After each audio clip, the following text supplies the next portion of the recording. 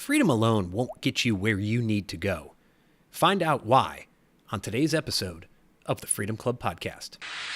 Welcome to the Freedom Club Podcast, where we discover the fight for freedom, fulfillment, passion, and purpose. Your host is Kurt Mercadante, Gallup certified strengths coach, an agency founder who is dedicated to coaching individuals seeking to level up their life and their businesses. The Freedom Club is about unlocking your talents, turning them into strengths, and crushing your objectives. You can learn more at kurtmercadante.com. Welcome to the Freedom Club.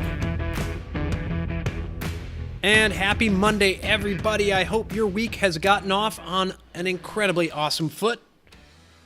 This is the Freedom Club Podcast. I am your host, Kurt Mercadante, and whether this is your first episode or your 101st episode, I am so happy you are here. And some of you have heard my story over the past 100+ episodes. Some of you haven't. Some of you may have missed some of the episodes.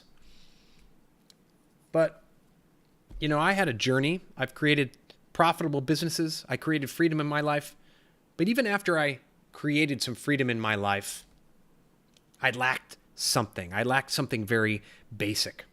And today's episode, taken from the speech I gave last week to the American Marketing Association Charleston, I talk about what that missing ingredient is, because it takes more than freedom, my friends. It takes something else, so basic, so important. And in today's episode, I talk about just what that is. And I was able to scale my business and I built a sense of freedom, but something was still missing. And I didn't know what it was. And I felt guilty about it, right? I'm making a ton of money. Why am I not happy? Why do I just kind of not like what I'm doing? And, you know, as many people do, I came to value myself only as a paycheck generator. And that was important, but why am I not happy? Well, I'm guilty. So in 2012, my father passed away. And you know, growing up, I was kind of like an only child. I had a bunch of siblings, but the closest was 9 years, and I have some that are 20 years older than me. So I was kind of an only child. So I was forced to play a lot, be creative on my own. There weren't a lot of kids in our neighborhood, so a lot of superhero play, a lot of superhero movies, and that always stuck with me, that save the world thing, right? And to me, my dad was a superhero. He worked on the space program. He was an engineer. He led the team, actually, in the 90s that developed all the electronic switches on the Boeing 777. He worked in aerospace for a while.